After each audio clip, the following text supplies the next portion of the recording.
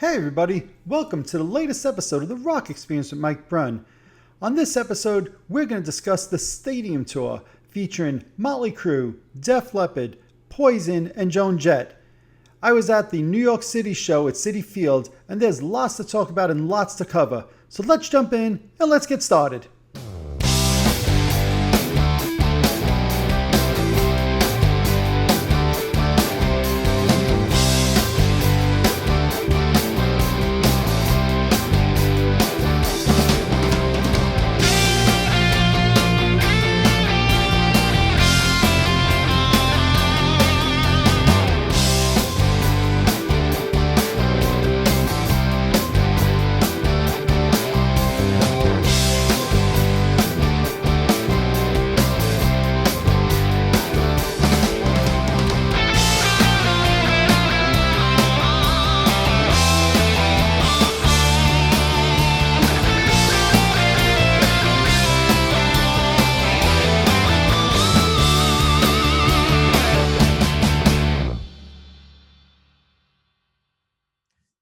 Hey everybody, welcome to the latest episode of the Rock Experience with Mike Brunn. Today I'm excited to have back with me my buddy, my partner in crime, the chemist, the man who wears bells, Mr.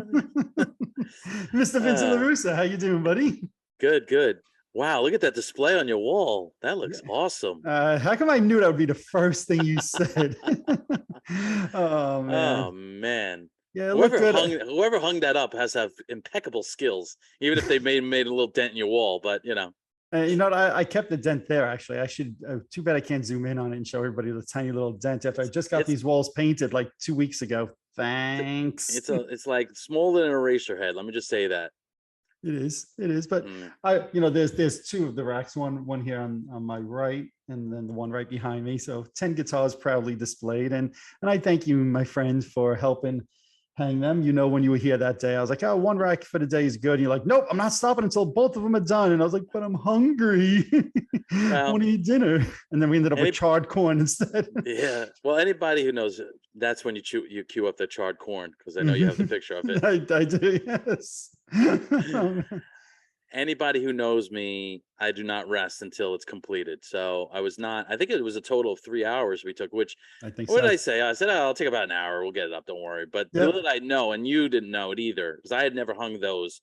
I have various ones like I have in back of me. Yep. There's the two guitars on the wall. Yep. Those are single, and I know you used to have those. Yep. But what we didn't know with these is that you actually had to drill inside the metal plate. People like, all right, this is not what we tuned in for an instructional video on the string swing. This might be more important. It might be. However, we had to measure where the studs were, and then we had to drill the holes. We had to go buy a bit. There was a whole thing. You didn't have a level. You had a level that dried out. That took so all these different things, but we still managed to get it up there, and it was very nicely displayed, and I'm quite proud of it. Yes, so am I. And it looks really nice. I had already a few compliments on it over the weekend when I had some guests here. And, for me, it was nice because, and the last, I'll say, month in my house, between redoing the outside of the house, the roof, the windows, then I had to redo the area over here where I record. It's been like nonstop work in the house, and my house has been a total disaster. My daughter graduated college, just been complete busy fest. Exactly. Well, and it was nice kind of seeing some progress on something on the inside. We're like, look, guitars are on the wall now. This looks nice. Looking at the clock, a week ago today, we were in the pool for warming, by the way. That is true. That is true. Right now, a week ago today, we were in the pool for warming, which was the prelude to hanging up the guitars. Yeah, because I remember it was around 4:15 we escaped, and then started that whole thing, and then also and Rupert Holmes came out right for the escape. I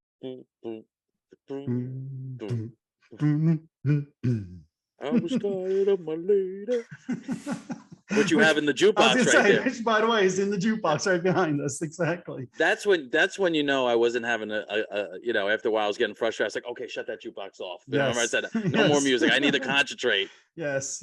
But hey, what are you gonna do? But it was still a fun time. It was a glorious day. I don't regret not even a second of it.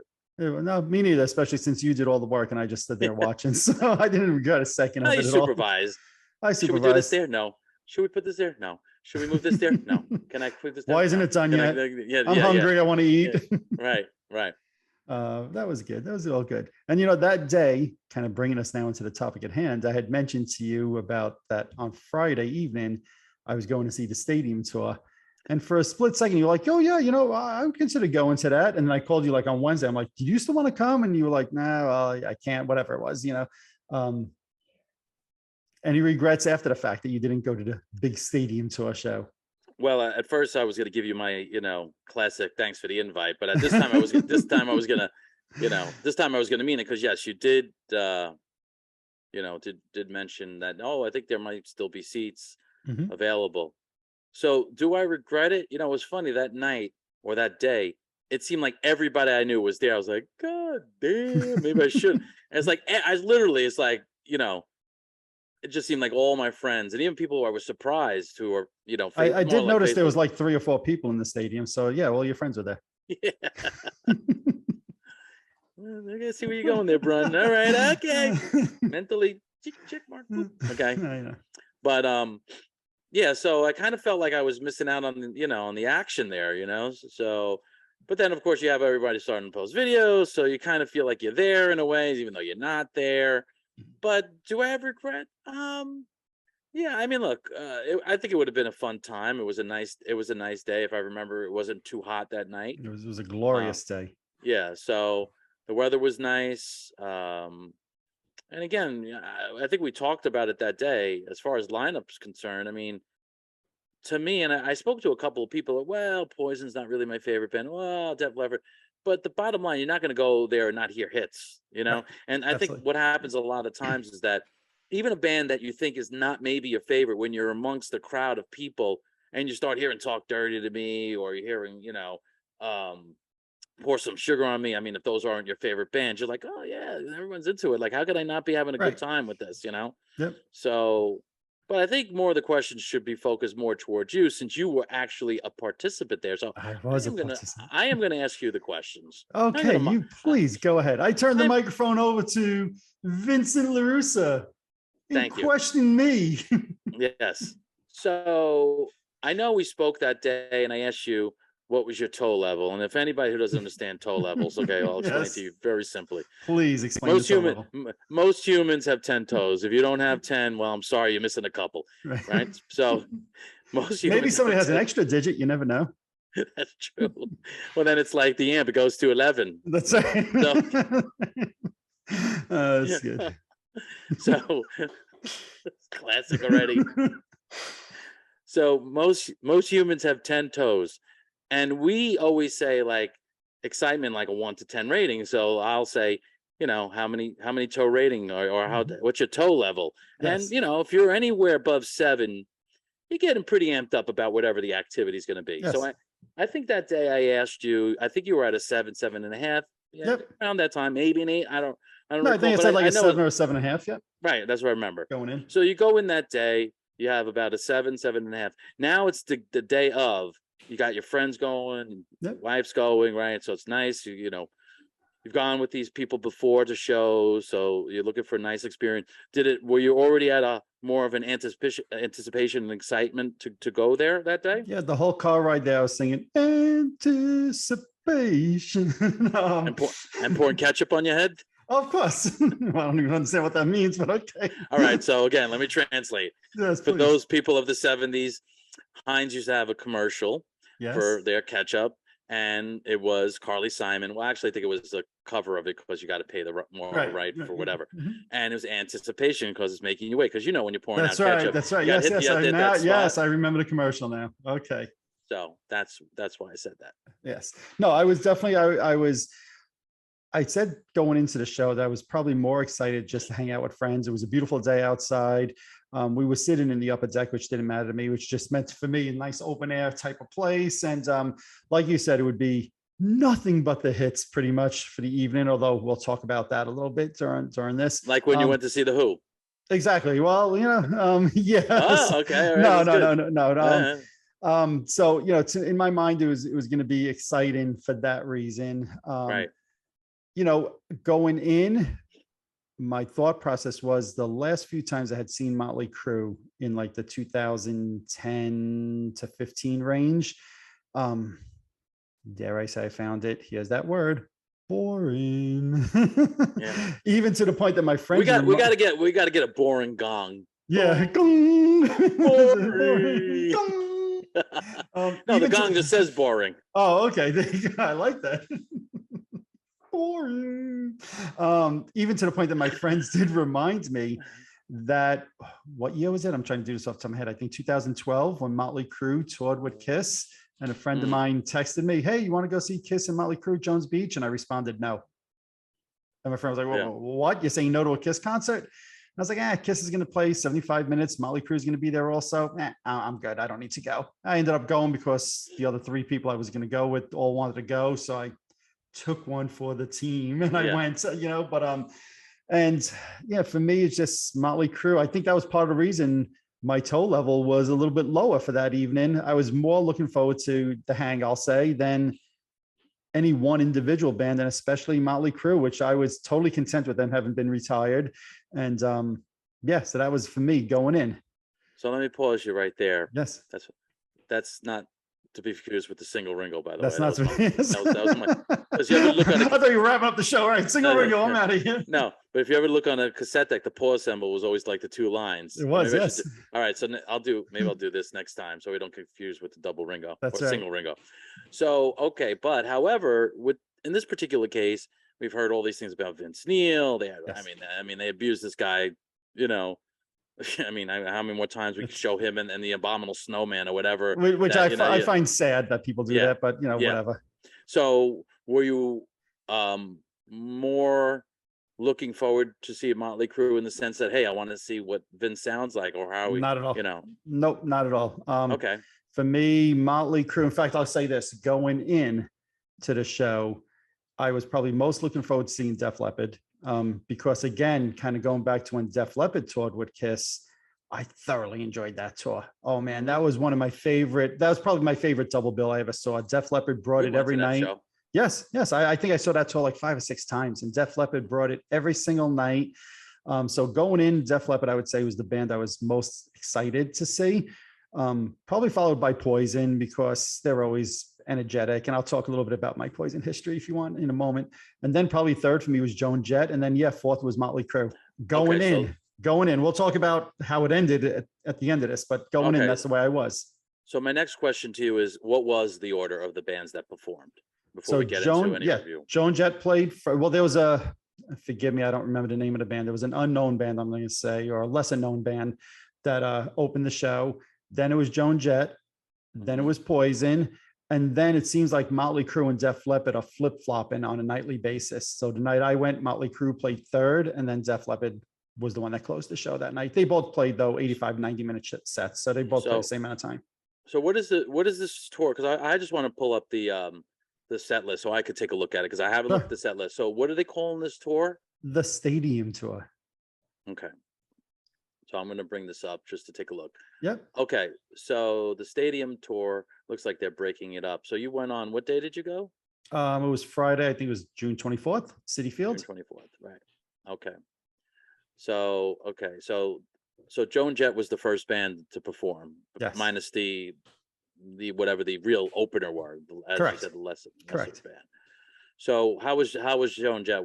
I know you've said some positive things recently about her, and so what was your feeling on that? So here's where my toe level dropped significantly. Wow. Okay. And it was not because of Joan Jett. Okay. So I leave my house at 10 after 3. Citifield is 35, 25 miles from my house, 35 I know exactly minutes. Where this is going. Right? We get an email that says the show is going to start promptly at 4:30 with the opening act. So I figured Joan Jett. What time did you leave again? 10 after 3. Okay. 10 after 3, 25 miles from my house, which is usually about a 35-minute drive. But it's a Friday afternoon. There's going to be some traffic. 10 after 3. And let's let everybody know that you are a good planner. It's not like you like to be there early. I looked on my Google GPS map thing, and it said it was going to be an hour and 3 minutes. I said, okay. In fact, it said I would be there at 4:14, I think it said. Okay, that's fine. The show starts at 4:30. There's an opening act, then Joan Jett, because we got an email that said the show starts promptly at 4:30. So I feel like that's the opening act. So Oh, I see what's happening already. 4:14 arrival time turns to 4:30, turns to 4:45, turns to 5 o'clock, turns to 5:15. Finally, at about 5:30, 5:40, I pull into the damn parking lot. Now, think about that.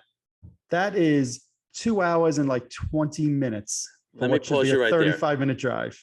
Let's also tell folks that you on Tuesday of last week took a trip on an aeroplane to Yes. Disney for the day, right? Yes, yes. And that took you how long?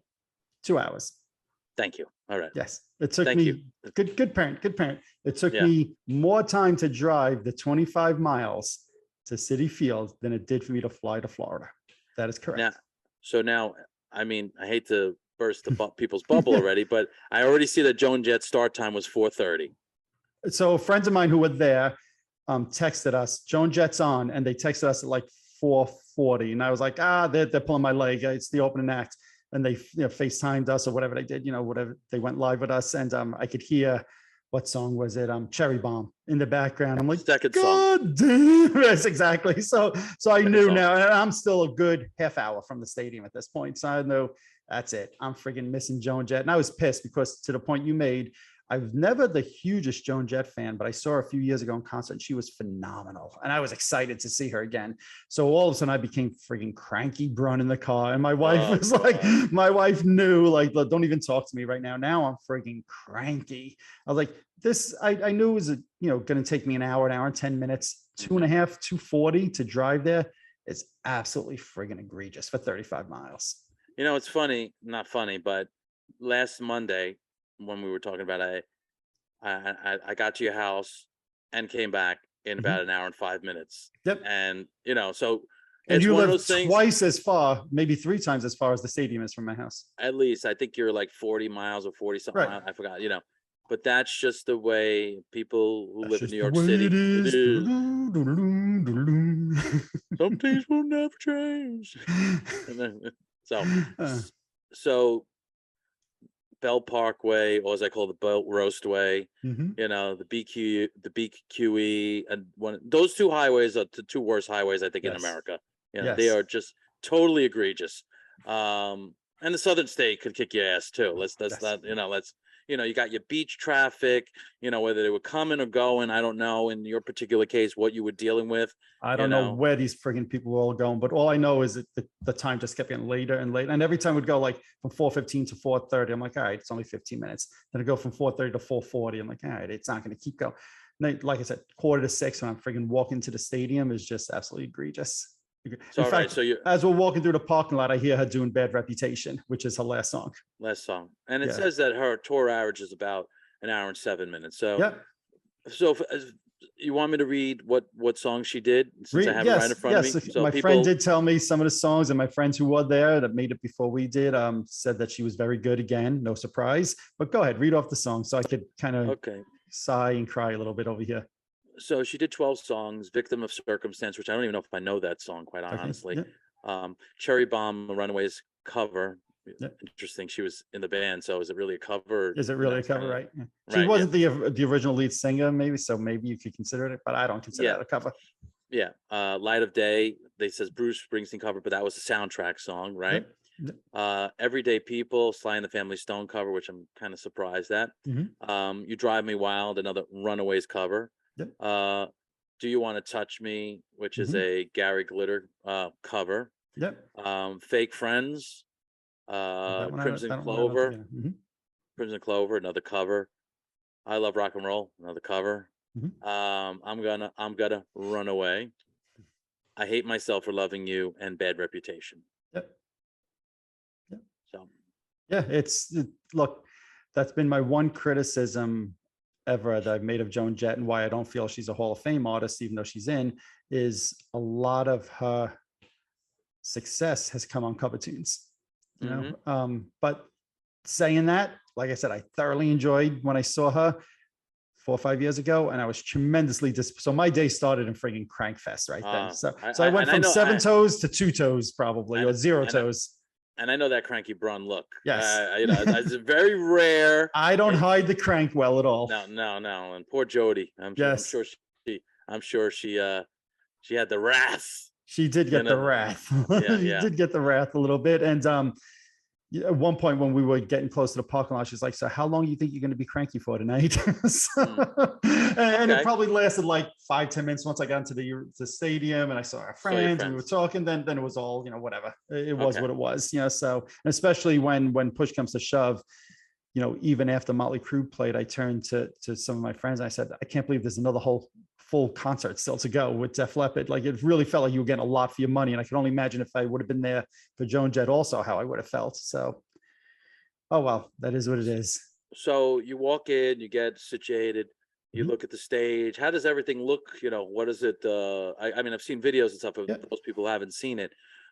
Were you impressed with the stage and how they had everything set up? Because they got to, set 4 or 5 bands up. So was the stage itself impressive? Motley Crue was, to me, Motley Crue had a good stage set up.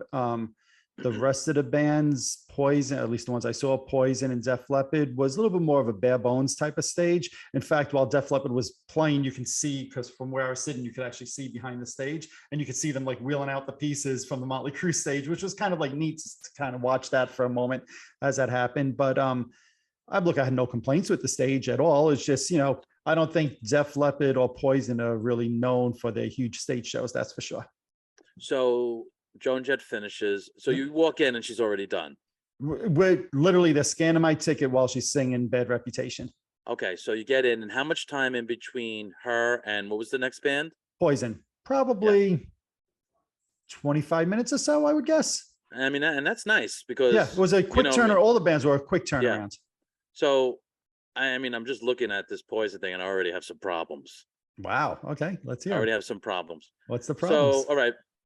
What's the problems? Yeah, let's hear what these problems are. So Poison comes on. They're the third band technically, right? Yep. Joan Jett does 12 songs. Poison, I see, does 11 songs, and they're counting one song as a Ricky Rocket drum solo and a CC DeVille guitar solo. So really what Poison does is 9 songs, according to this. And I mean, looking at the songs they did, I mean, it's all the obvious songs. So I'll just mention the set list real quickly so people have an idea. They open up with Look What the Cat Dragged In, Ride the Wind, Talk Dirty to Me, Your Mama Don't Dance, which is a cover, CC DeVille guitar solo, which is unnecessary, Fallen Angel, I Want Action, Ricky Rocket drum solo, unnecessary in my opinion, Unskinny Bop, Every Rose Has a Thorn, and Nothing But a Good Time. So again, song selection's great there from the Poison catalog. So that's my opinion. I didn't see it. So why don't you give me your review on that? I think you kind of just summed up how I felt. One thing I'll say, it's amazing to me that, and I don't know exactly how old Bret Michaels is, but he's got to be upper 50s, near 60 at this point.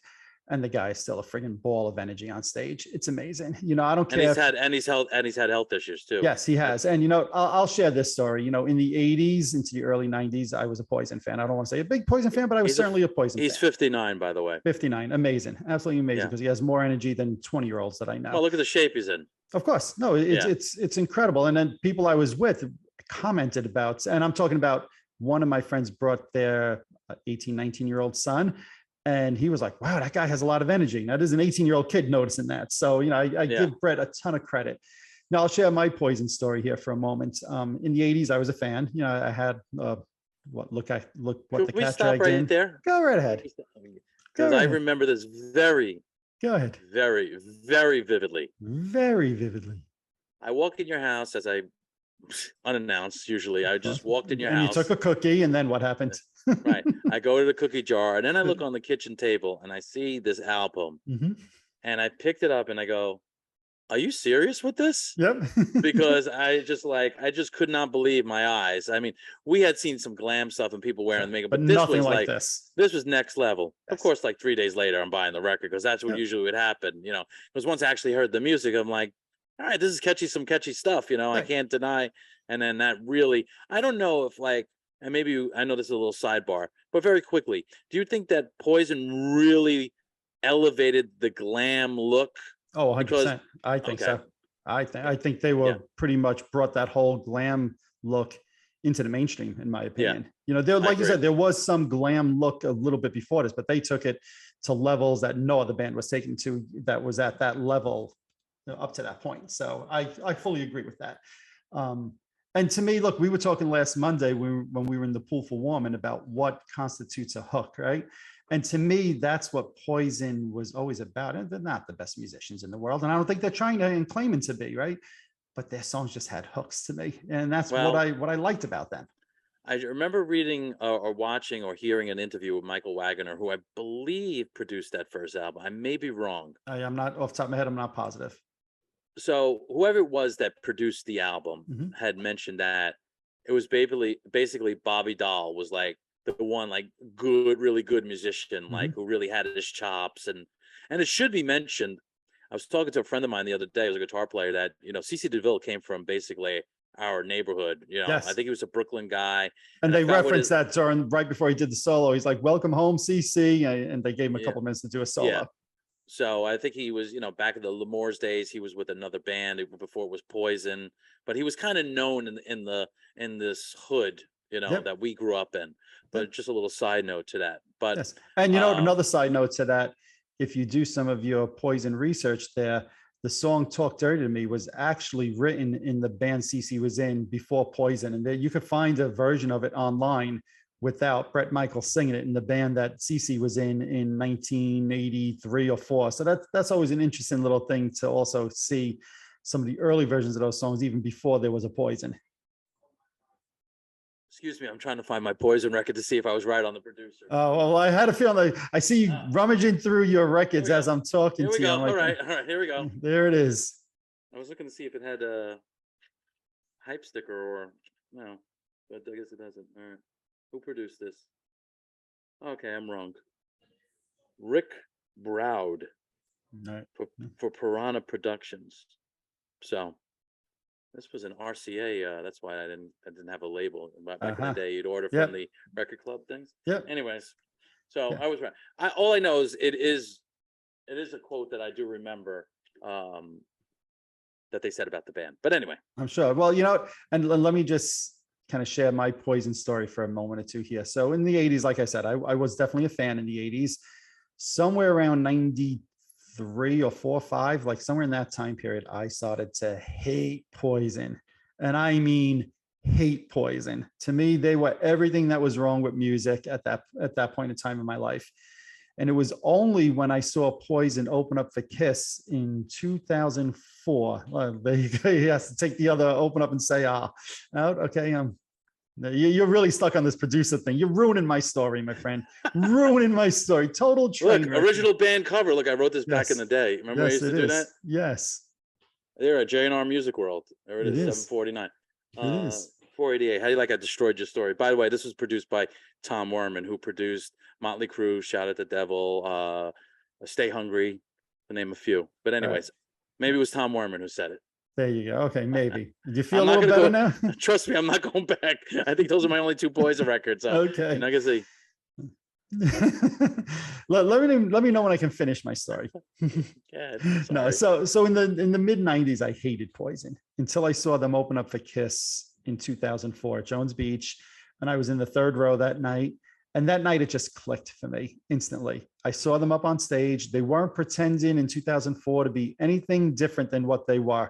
They really, what I'll call a pop rock band with catchy songs that likes to have a good time and nothing more. And that night, I kind of, I'll say, re-got it, where it's like, they don't have to be the greatest musicians. They don't have to be friggin' Eddie Van Halen on guitar. And that's not to say CeCe's not a good guitar player, but just when I saw them that night, I'm like, Poison's about having fun. And music to me is about having fun. And if you can't have fun while listening to music, then don't go to concerts. And again, if I look to the people I was with and the 18-year-old kid that was with me, you know, I asked him the next day, I said, who do you enjoy the most? He's like, I really have to say, Bret Michaels was my favorite performer of the night. He's just so much fun, so energetic.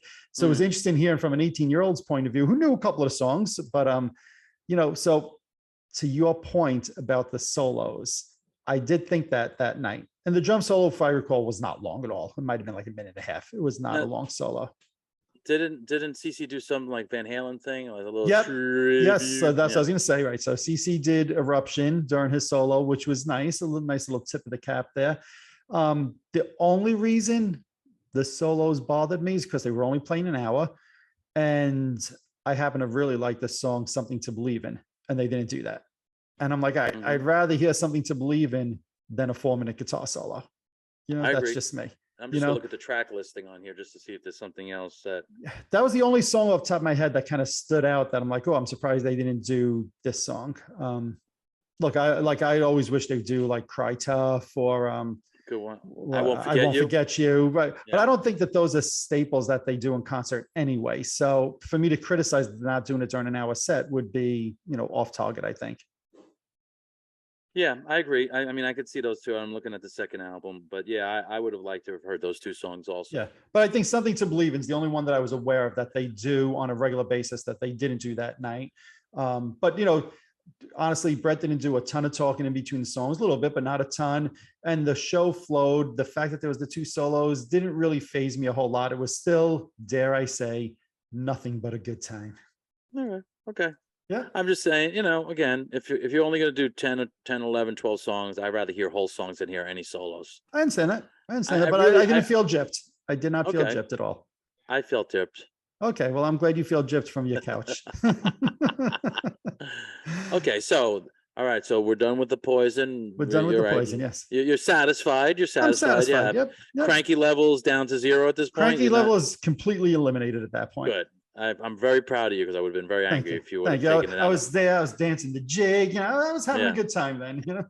Any footage of that? No, there's no jig footage. Sorry. Okay. No McDonald footage. Okay. No. So next. I do get that reference. Islanders. I know, of course you do.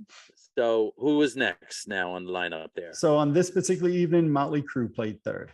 Okay, so are they alternating with Motley? They're alternated on a nightly basis. I said that at the top. That's if you cool. were paying attention and not looking for records every 10 minutes. Okay. Oh, I have ADD in my mind. Okay. Yeah. Okay. So Motley Crue played third, and I'll just start here. It was weird to me as their big quote unquote reunion tour that they were not headlining every night, even though I would say that them and Def Leppard are kind of equal in popularity. But it was also weird seeing Motley Crue and their big reunion tour go on still in sunlight. That was a little weird to me. Didn't take away the enjoyment, but I was just surprised that Motley Crue would actually agree to that based on, what this tour represents. Yeah. So Motley Crue comes on. I'm already seeing they got 15 songs on the board here. Okay. A couple. What number 9 is? It looks like they did like smorgasbord of covers. Yeah. So right off the bat, I'm seeing a lot of good songs here. I mean, it looks like a really good set list. I do see on the 4th song. So let me just start off. They start off with Wild Side, a great opener. My former bandmates were there. And that was one of the things where I was a little like, oh man, that would have been cool because I saw Xavier there and Pete was there. And actually quick plug. I am playing with them in, I just sent Xavier a text asking to confirm that date. And for those who maybe don't follow everything that we do, you used to play in a Motley Crue tribute band. That's right. Tommy Lee, and perhaps Friday night they could have used your services if you were there. I see that. So yes. So on August 14th I'll be playing with Wildside. Nice. I'll get more information on that later. Anyway, so they open up with Wildside, and then they do Shout at the Devil, Too Fast for Love. Great songs in my opinion. Don't go away, let me pause you there as you read through this, right, Chris? Yeah. What I picked up on, and I'm sure this is irritating a lot of longtime Motley Crue fans. They did do Shout at the Devil second. They did technically Shout at the Devil 97. Because they re-recorded Shout at the Devil on the Generation Swine album. Okay. I happen to like that version better. I know this is very taboo to say. I know you like that album, but you're a fan. I love that album. In fact, today on my Facebook page, I started my top 20 Motley Crue song countdown. And the first one that I put out there was a song from Generation Swine, Anybody Out There, which I'm sure nobody but me likes that song. Probably you're like, I don't even know what that song is. Right. So, so I do love that album, and I do love that version of Shout at the Devil. Yeah. So I was very happy that they played that version, which is very similar. But I wonder how many Motley Crue fans out there are like, play the damn original version. Don't play it like you recorded it in 97. So after people who watch this or listen to this, put a comment in. I'd love to hear what your thoughts were. Did it bother you? Did you even pick up that they were doing the 97 version? Because I noticed it right away. I was like, this is good. I like this version. So little sidebar as you went through the set list there. Okay, so after the Shout at the Devil 97 version, Mm-hmm. we do Too Fast for Love. Now it says here, Don't Go Away Mad, Just Go Away. Tommy Lee replaced on drums by Tommy Clufetos. Yes. I'm sorry if I have your name wrong. Yeah. So now he's played with Ozzy. He's played with Black Sabbath. I think he's played with Vince Neil. So he's an accomplished drummer himself. So at this point, because I had seen footage previous to this day, does Tommy just play a couple of songs? He shows up, plays a couple of songs, and then tells about he broke his fucking ribs, and he played the 3 songs, and then actually just left the stage. He didn't even make any announcement this night. I guess at this point he feels people know. Right. In fact, I turned to somebody that I was with, and I said, after like the 6th or 7th song, I'm not even sure that I would have ever noticed that Tommy Lee had left the stage, even though they were showing the other drummer on the screens. I want, they weren't, trying to hide it, but if I wasn't paying attention, I wouldn't have even noticed. And that's kudos to the guy who's replacing Tommy right now. It's just, he didn't miss a beat on the drums. Yeah. And I saw he was very, very animated, with his playing, Tommy's all about arms, and he's very, exactly. So, but how was Tommy's playing on the first 3 songs? Did you think it suffered at all? Or? I paid attention, and no, I did not think he suffered at all. In fact, I'm going to say, what was the 3rd song they did? From Too Fast for Love. Too Fast for Love, right? That song in and of itself was the highlight of the night for me. There was something about the energy of them doing that song that night that just grabbed me instantly. And I happen to like the song to begin with, but they did, in my mind, a killer version of the song. And during them doing that, I was like, hey, maybe Tommy will play 7 or 8 songs, because they sounded great. And people ask about the Vince Neil voice thing, and I know you're going to ask me. I thought he sounded phenomenal for Vince Neil. How about that? You're never going to mistake him for, I don't know, Robert Plant, let's just say, but I thought he sounded great. The only time I noticed Vince Neil, I don't want to say not sounding good, because he didn't even sing it. In Live Wire, where there's that breakdown part, and like he's more like talking, and then at the end he's like, "Well, be mine tonight," and he goes, "It's that high note." He didn't do that at all. And I said, he probably can't come anywhere close to it, so he just let the crowd do it. That was the only time all night, because I was waiting to see what would happen when he tried to hit that note. And then when he kind of gave it to the audience, I was like, well, I'm not surprised. Other than that, I mean, again, for Vince Neil, I was so impressed on. If you're saying I don't want to go because Vince Neil sounds like crap, you're making a huge mistake. I thought he sounded better than I've heard in easily 10 years. Supposedly he's lost 60 or 70 pounds. You can see that. You definitely could see it. Yeah, I couldn't see from where I'm sitting, other than he came out with like this fur type thing over him. Like, what the hell is he wearing? It seemed a little wacky, but kudos to him. And I've read, I don't know if this is true, but I'm assuming it is, that Phil Collin, the guitar player from Def Leppard, which anybody who loves or even knows Def Leppard knows what a friggin' health nut that guy is. He's got his personal trainer on tour with the band, and he's allowing any of the other band members, Motley Crue, Poison, whoever, to work with his personal trainer if they want to try to get in shape, yada, yada, yada, which I think is a cool thing on Phil's part. And, I don't know if Vince Neil is using Phil's trainer, somebody else, I don't know what he's done, but whatever Vince has done to get in shape for this tour, kudos to him, because he was running around on stage. He sounded good. I mean, A+ to Vince Neil that night. Look, A+. I'm going to say this, the Vince Neil bashing. I mean, it was so excessive.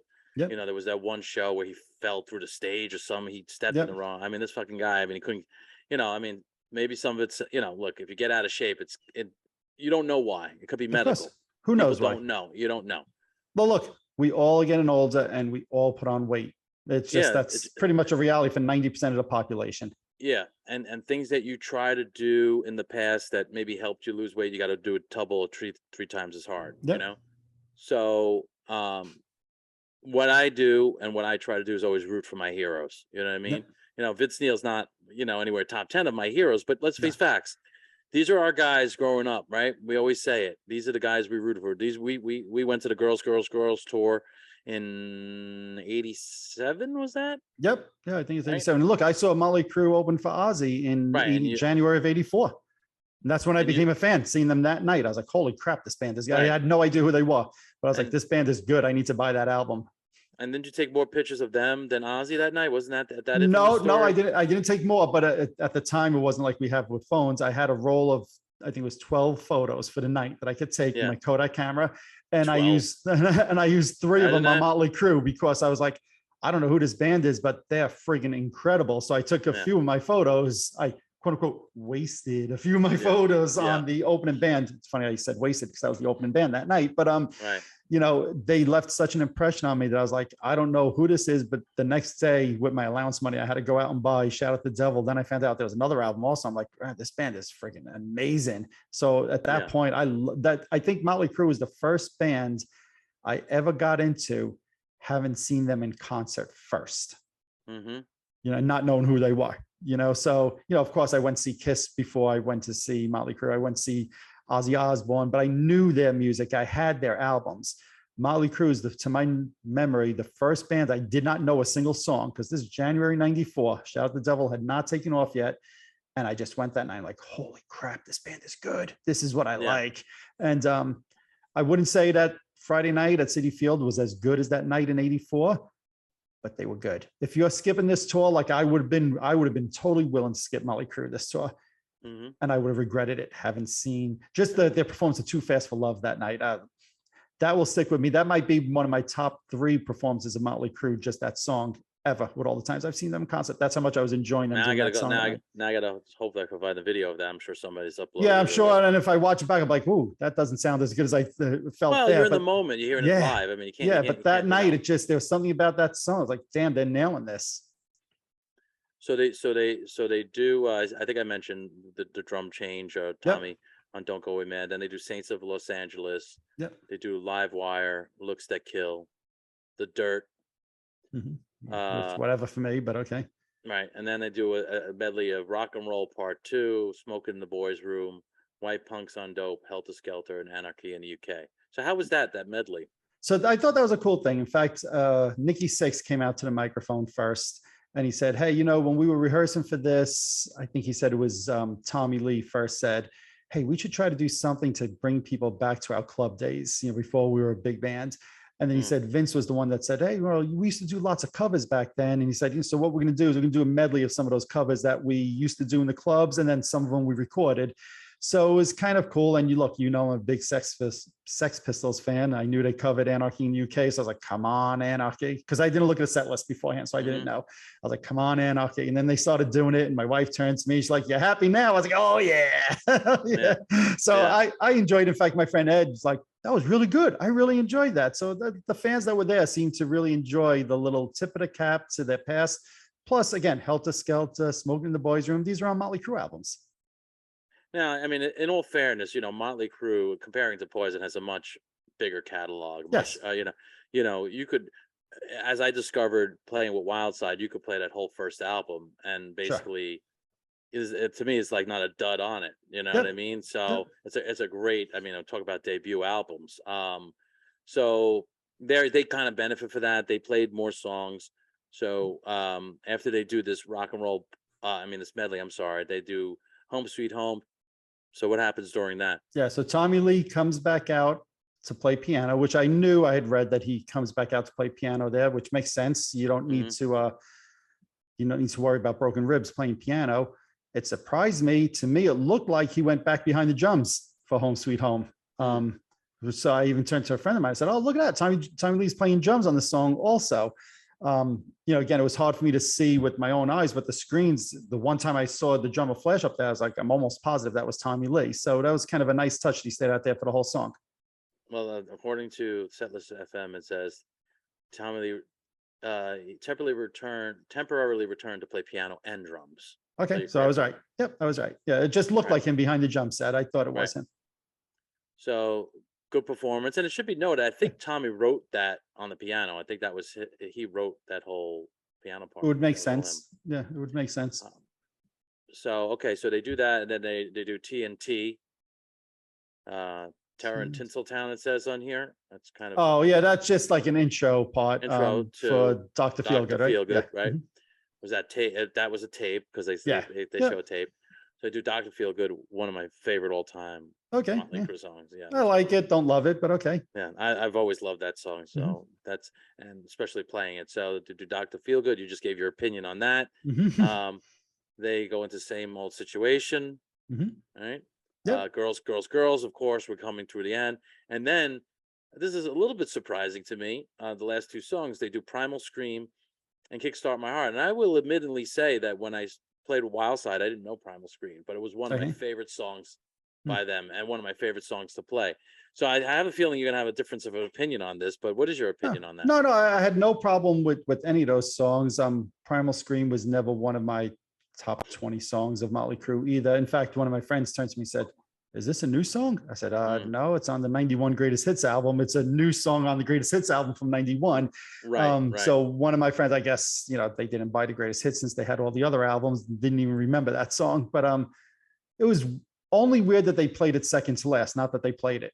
I would have thought at the end they'd want to go like bang, bang, bang with big songs. But I had no problem with it being in the set list. Not surprised it was. So overall, my take from this is that you went in very lukewarm about Motley Crue. Actually, you would have been like, if they're there, they're there. Whatever. If it wasn't Motley Crue on a stadium tour like this with the other bands, I would have skipped their reunion tour. 100% would have skipped it. Right. Yeah. But now your opinion has changed. Would you go? Okay, first answer that. Yes. Your opinion.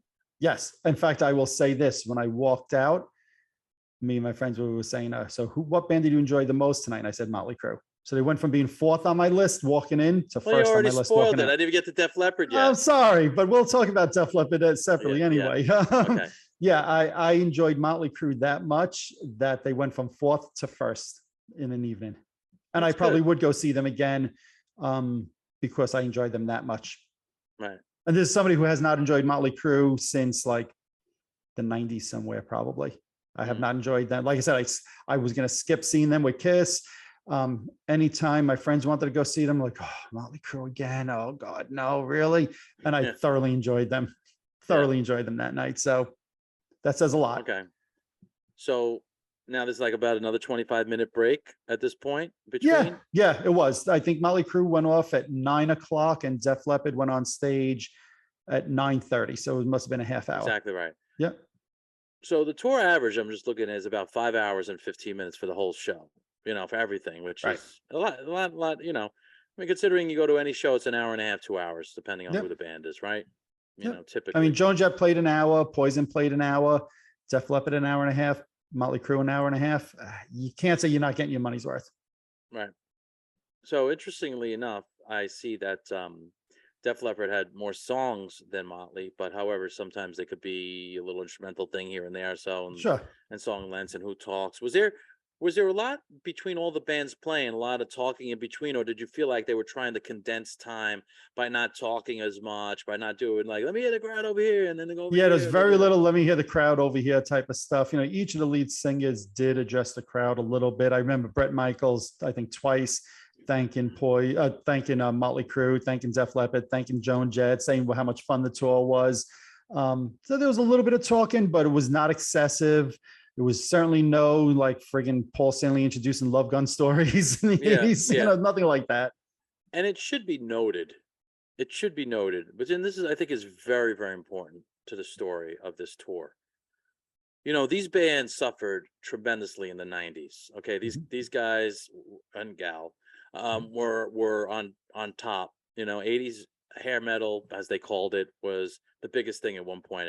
And around 88, 89 really was I think it was the biggest, most popular genre. I remember just seeing on the Billboard charts and MTV. I just could not believe, the music that they didn't want us to listen to was that popular, right? Yep. And then the grunge wave came in and just shoot them out, right? Exactly. Right. So they go through this period of time where, let's face facts, most of these bands since, I mean, better than me with this stuff, 92 have not really had hits. Correct. Nothing charted. They put Def Leppard still putting out records, right?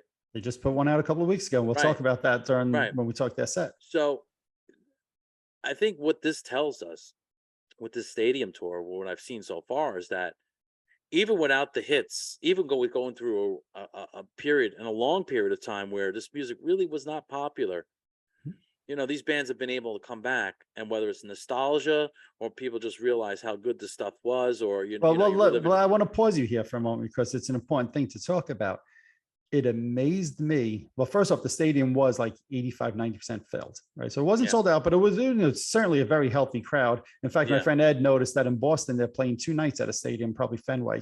So that's freaking incredible that in 2022, these bands are playing 2 nights at a stadium. And I said to my friends that night, who would have ever thought in 87, 88, 89, that 30 plus years later, these bands would be selling out stadiums, or I would call them close to selling out stadiums. And here's the kicker. 25 to 40% of the crowd were younger kids, not younger kids with their parents. I'm talking 20-year-olds, 25-year-olds there for themselves, singing, dancing. And that's I figured everybody there would be our age, and maybe some people bringing their kids. I was shocked how many young people were there enjoying it, loving Motley Crue, loving Poison, loving Def Leppard. That was cool to see to me. Well, I'll tell you why I think that is. Well, number one, you said, I don't know. I mean, I never, we always joke around and say, would you have thought in 87, you'd be talking to Bruce Kulick on a pop? No, right. we didn't think these things. I didn't really ever think about back then, me personally. Of course, yeah. But it's a really good point. But I think what you're seeing is a product of people like yourself, who've had kids, right? Think about the age of your kids, right? 20s, early 20s, whatever. Yep. My daughter. So I think the influence of our generations and their kids, I think we're seeing a lot of that going to shows. It could be, but let me say this. One of my friends who brought her son to the show, and he's, I think, 18 years old, he was into Motley Crue. He knew a lot of their songs. So I asked him afterwards, I said, Colby, how did you know their songs? He's like, well, there was a TikTok video that had Kickstart My Heart in it, and I liked that. And I was like, I got to hear what other songs there is by this Motley Crue bands. And then he started, doing his research. Oh, Live Wire, Looks to Kill. These are good songs. So it was kind of neat seeing an 18-year-old kid. Yes, his parents listened to it, but he found it on TikTok on a skating video. Yeah, look, there's that, there's social media, there's the dirt, there's Stranger Things, there's, all kind of these shows that play retro music, and kids who are watching this stuff. I think that's you're right about that. Yeah. And I also think it's, me, I'm not a big fan of today's music. I think it's the state of today's music and what's out there.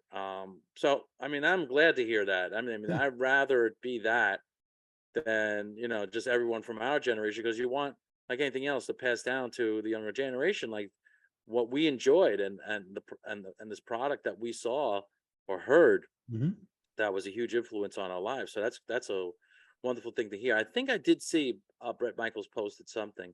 Might have been the night after they played in Philadelphia, and I think that was sold out. So okay, yeah. And to what you were saying, I think maybe depending on the city and whatever, they're getting sold out shows. It wasn't soft sold this show. I mean, like I said, it was at least, I'm going to say 85 to 95% sold out. So It was a very healthy crowd. There was nobody could sit around saying, "Gee, they shouldn't be playing a stadium like this." It was a healthy sales.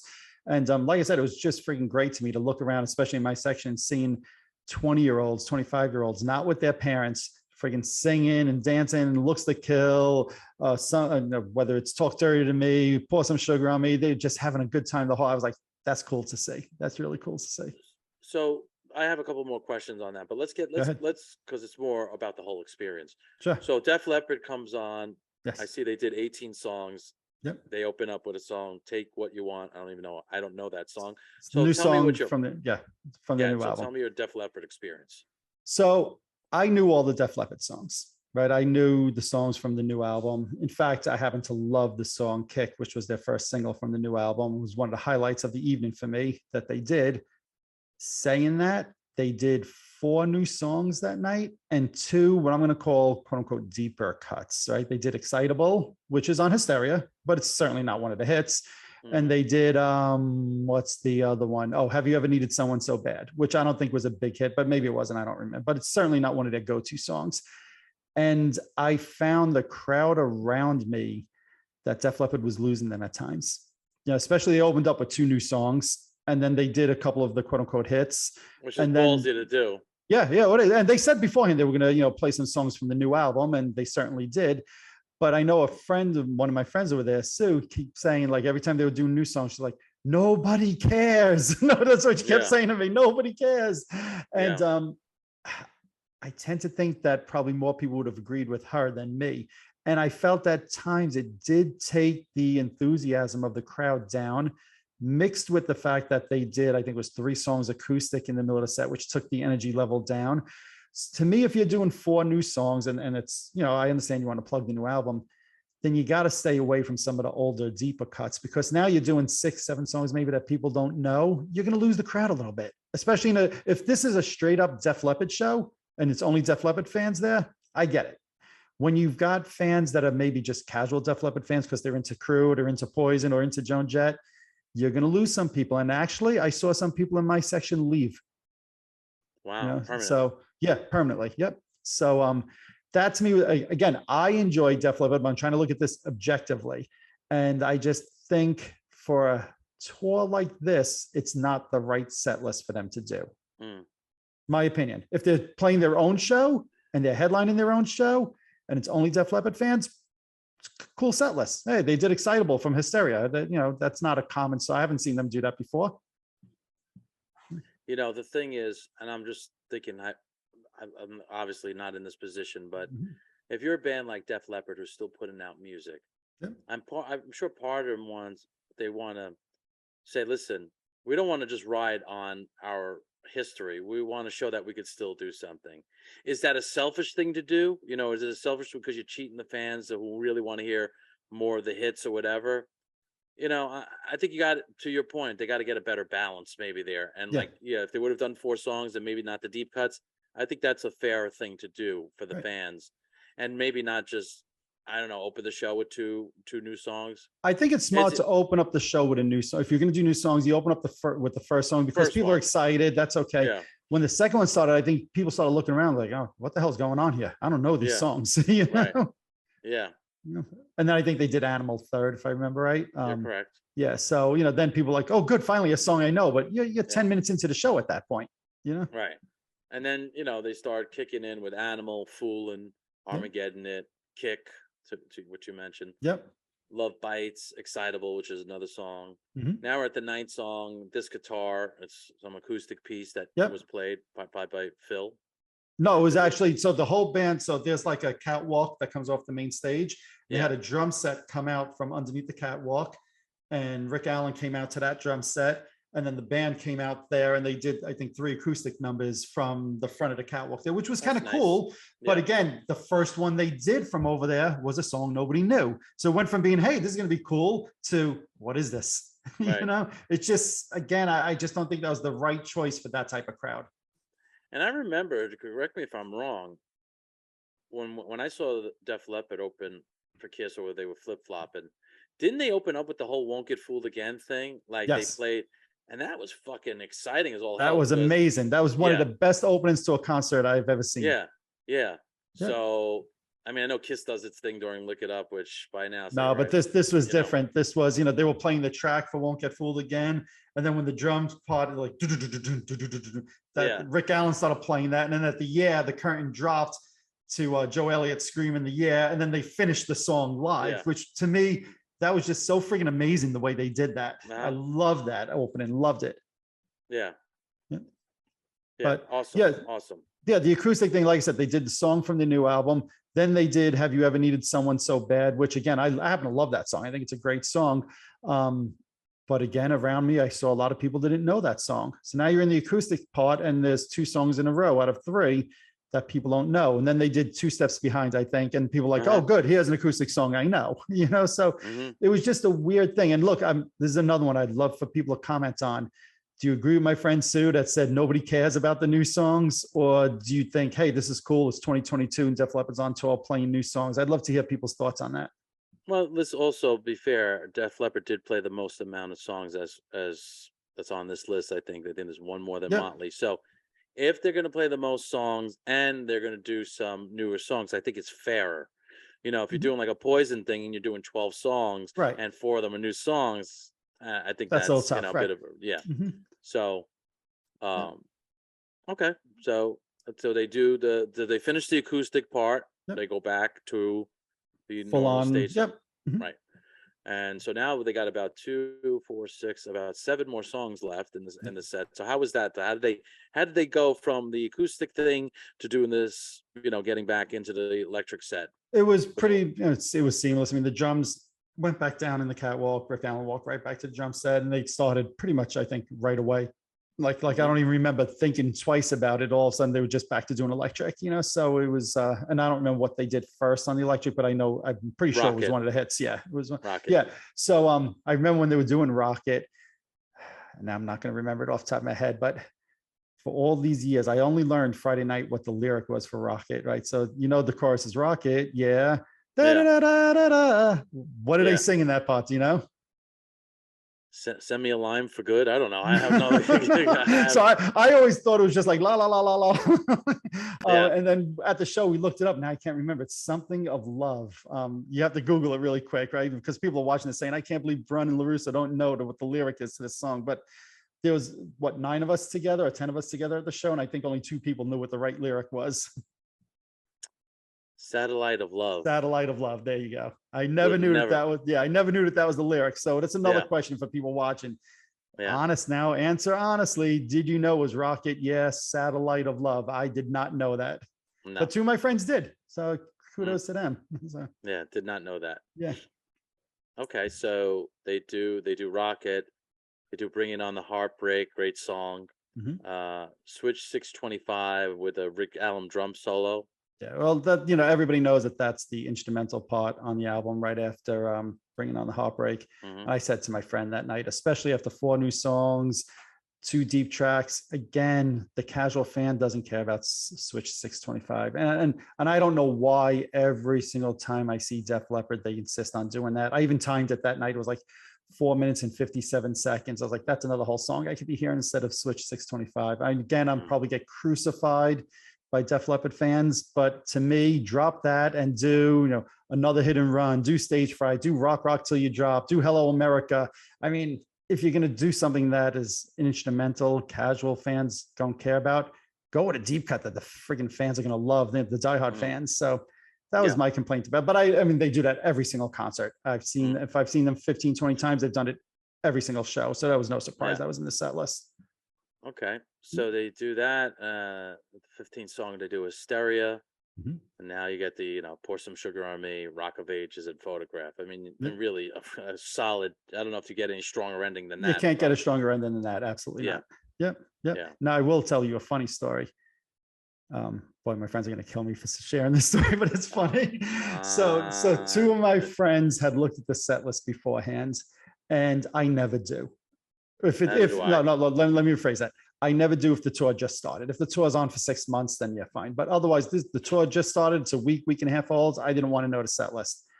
So while they're doing all of these new songs, one of my friends says to me, this is egregious. All these new songs, and they don't do Rock of Ages or Photograph.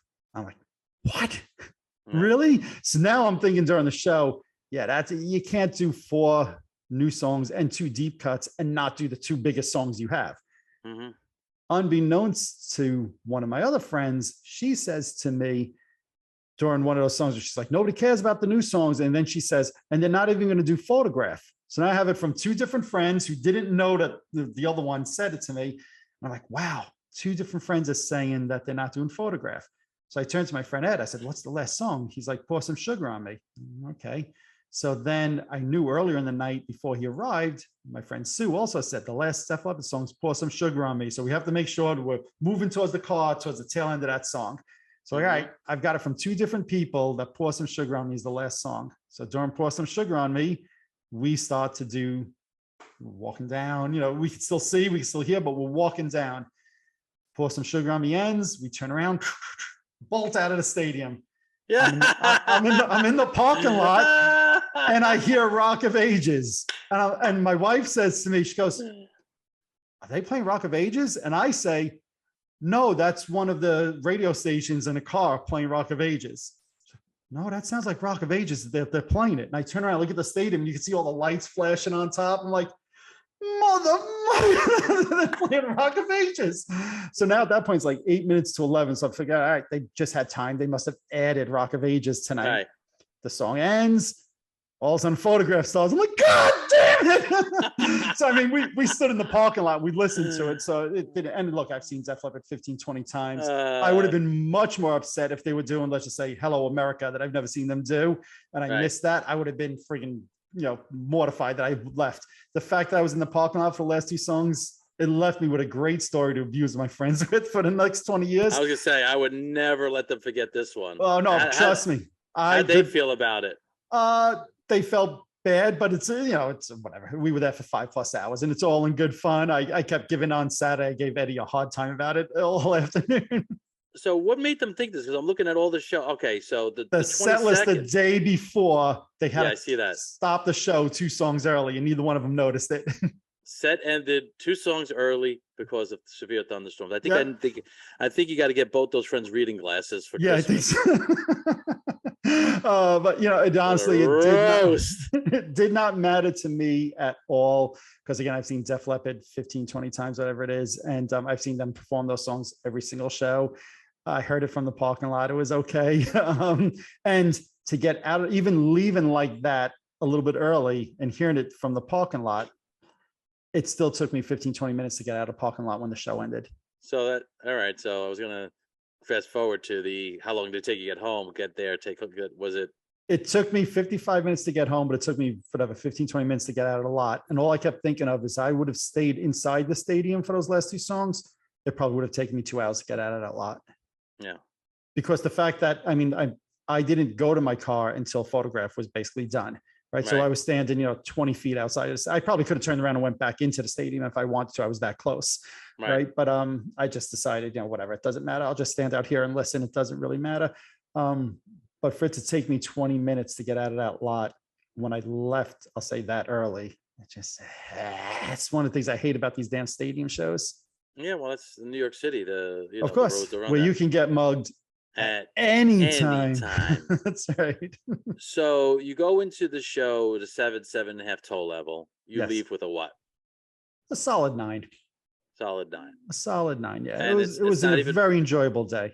That's not even fair, because you didn't get to see Joan Jett, so that might have elevated that. But 9 is pretty damn high. Yeah. No, it was thoroughly enjoyable. And one of the things I said to my wife afterwards, I said, we didn't even see Joan Jett, and I feel like I totally got my money's worth. Again, Motley Crue, an hour and a half, Poison, an hour, Def Leppard, an hour and a half. That's 4 hours of music just in and of itself, those bands. How much was the ticket? $135. Even if you would have saw 2 of the bands, you would have gotten your money's worth. Let's face facts. Absolutely. Yeah, absolutely. Yeah. So I can't complain. It was worth to me every penny. And, I think some of the other cities, the tickets are a little bit cheaper than New York. No surprise. If people are on the fence, and especially if you're on the fence because of Vince, my recommendation, go. It was a friggin' great night, a great, night of music. All the bands were great. I wish Def Leppard did a little bit different set list. 2 or 3 new songs would have been fine with me. 4, there's a little bit too much, in my opinion, even though I loved Kick, might have been the highlight of the night for me, but from Def Leppard. But I understand it kind of took the enthusiasm level down at the crowd a little bit. Yeah, no, that makes sense. Yep. That makes sense. Yep. Well, that's great. I had a feeling that you were going to wind up liking it more after you saw the bands play, just because I'm just thinking, once you're in the moment, you hear all those songs all in one night, Yep. And, songs of our youth, And we are 2 youths. We are 2 youths. That you would have come out there feeling really, really, really good. Yeah. And again, I will say, part of me was definitely, I felt envious of the people being there. I'm surprised you didn't go with your Motley guys. Well, you know what? The first round, Xavier did get tickets for us all. Okay. But once that got canceled, and they got another drummer now, so it's only fair for Xavier to go with that guy. So I was in. But yeah, that was like when I saw them there, and Xavier had the whole freaking Mick Mars thing. I was like, oh, did he really? Oh, that's cool. Yeah, Pete had the Vince Neil wig and the blonde hair, and everything. It was cool that they did that. And it's a good way to promote the band. What the hell was that? Oh. It was a good way to promote the band. Very true. So very true. Smart by those guys. Yeah. And they are a Motley Crue tribute band. They are a tribute band. They're not a cover They're not a cover band. We've been schooled on that. We know the difference. Yes. Yes. I'll say this fun little fact. I thought of this during the night. In the past. So here it is. We said it's amazing. These 3 bands are playing a stadium, right? And again, they probably individually, they'll never be able to sell out a stadium, but I say 3, but it's really 4 with Joan Jett. Fun fact, in the last 20 years, Poison, Motley Crue, and Def Leppard all opened for Kiss. Wow. You know, when I thought of that, I'm like, wow. Now, again, the Motley and the Def Leppard thing was co-headliners, but Kiss always went on second. But I was like, wow, that's an interesting thing to think about, that here are these bands in the last 20 years, I've seen each of them open up for Kiss, and now collectively they're playing stadiums. That's good for them. Yeah. Good for them. Yeah. Now, I wanted to ask you, did Bobby Dahl do the infamous leg thing that he used to do? No, there was no leg kicks. We used to love when he did like the kick of the leg off to the side or whatever. Yeah. I did not see any of those. Now, granted, I was up. Yeah. Go ahead. No, I was going to say I was up high. So, you know, but I didn't see any leg kicks. I also noticed he looks more like me now. Then he's got the glasses on. Yeah. He's got almost. I was like, it's pretty funny. It is. But no, they're still excellent. But no, there was no leg kicks, unfortunately. No. Okay. Yeah. In fact, we enjoyed it so much. Some of us in our friend group was like, we should go again. We should. Oh, when are they playing? And they're playing Hershey in the beginning of August sometime. But that's the weekend that my son's moving away to college. So I was out, but that's how much we enjoyed it, that we all collectively were like, we should go again. So yeah, well, that's my ring endorsement. That's I was gonna say, that's a huge endorsement. Yeah. Yeah.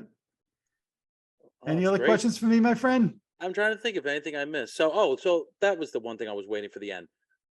So the overall enthusiasm, crowd, volume, yelling, screaming, getting into it. I know you said there were young people getting into it, but was that above your expectation, at your expectation, or below your expectation?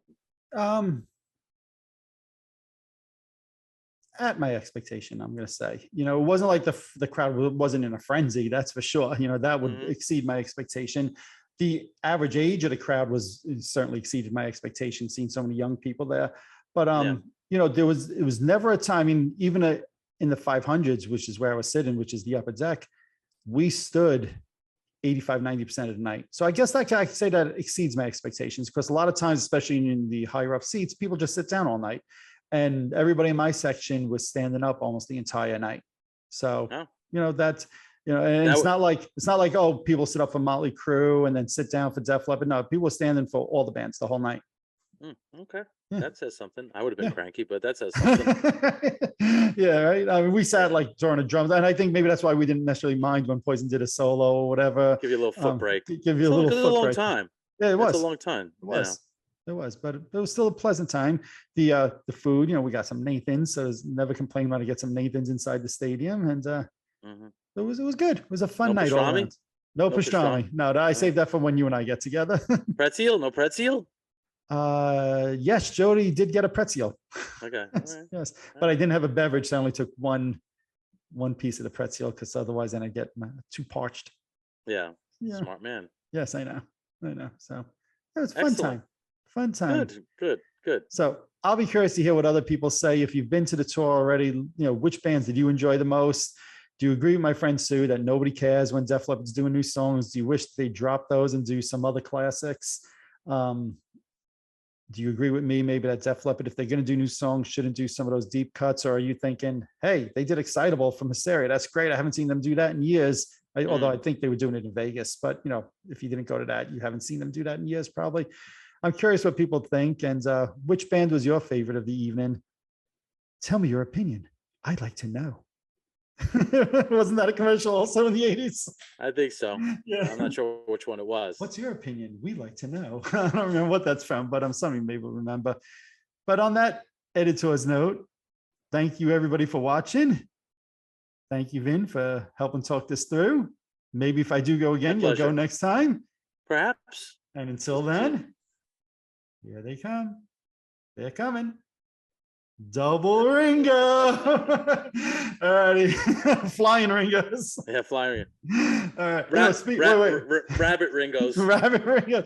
Speaking of Ringos, just to divert us for 2 minutes, did you see the video of David Grohl? Has nothing to do with Ringo, but it's a Beatle thing. David Grohl joining Paul McCartney on stage for Band on the Run. I saw a picture of it, you know, and I saw Springsteen on the stage. Yeah, so Springsteen was not on the stage for Band on the Run.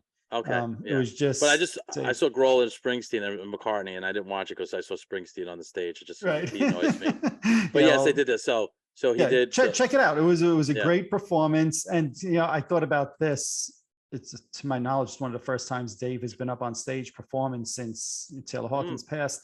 And who better than Paul McCartney, who knows what it's like to lose a bandmate and a friend, right? So even though I know the Beatles Could be have why he broken up did by it. then, yeah. And at the end, Paul McCartney had said at the end, Dave, everybody here loves you. And I just felt like that was a message, like to Dave, you're going to get through this. You're going to be okay. It was really, to me, it was a classy thing Paul McCartney did. So if you haven't seen that, it has nothing to do with the stadium tour. But as we finished with our double Ringo, that came to mind.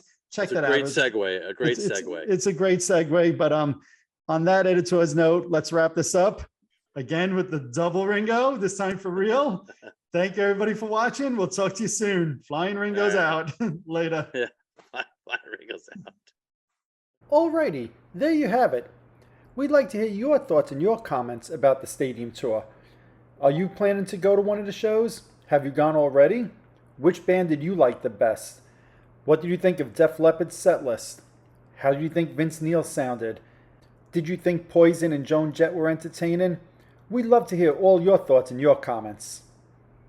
If you're watching this on YouTube, hit that subscribe button below. If you're listening to one of my podcasts, subscribe over there as well. Also, head on over to Facebook and follow my page, The Rock Experience with Mike Brunn, where each and every day we talk about all the rock and roll music that you love. You could also follow me on Instagram and Twitter as well. That's it for this episode. Thanks for watching. Thanks for listening. See you all next time.